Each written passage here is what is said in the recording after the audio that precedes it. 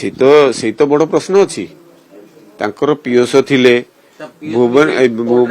municipal corporation BMC भितर सुरक्षाकर्मी माने अछंती सुरक्षाकर्मी ना तो बहुत गुड़ी सुरक्षाकर्मी अछंती से माने कौन करथुले से माने को आदेश दियाला तमे वीडियो करो फुटेज बाहर करके पठाओ आको वायरल करो ई कथा ठीक होउनी एटा राजनीतिकरण से माने करूछंती हां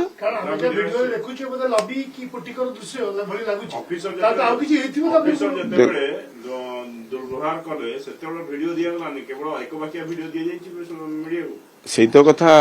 से तो मु कहूची ना गोटे हाथ रे ताली बाजी नहीं ये दीटा तीनटा हाथ बाजी थिबार साउंड होईजी आई साउंड ता एते जोर काई गेला आकु एते प्रचारित करूची बिजु जनता दल काई हताश 24 वर्ष शासन हाथ खसी जाइए लोक आउ साथी नहांती भगवान भी साथी नहांती पूरा हताश रे अछंती वाडू कोन कुटाखिया हाथ रे पड़ीगले बुड़ी जाउथवा लोक जेमती उद्धार पाया पे चेष्टा करी से भलिया अवस्था बिजु जनता दल किंतु ऑफिसर माने पर्यंत बीजेडी जो पूर्व शासन कथा भूली ना बोले हां ए कथा स्वयं मुख्यमंत्री कहि सारिसंती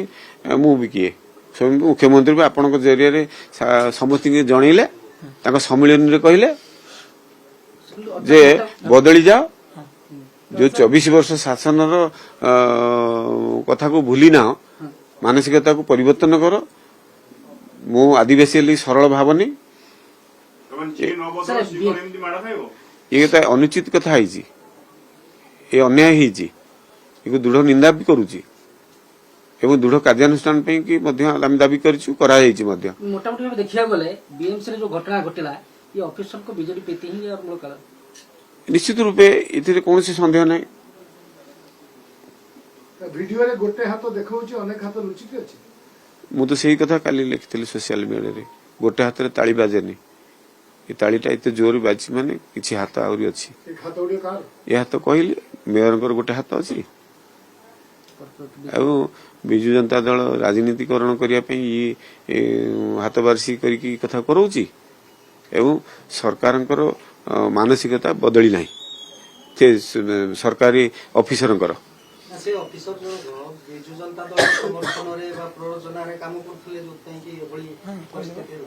हाँ मु कौन कहली बीजेपी की कहीं लोक नहीं कि बीजेपी कार्यक्रम रे जाउच ये लिखित अभियोग से महिलाटी से भौणीटी स्वच्छ साथी भौणीटी खारबल थाना रे लिखित अभियोग देइछि कथा जे बीजेपी प्रोग्राम रे कहीं तुम जाउच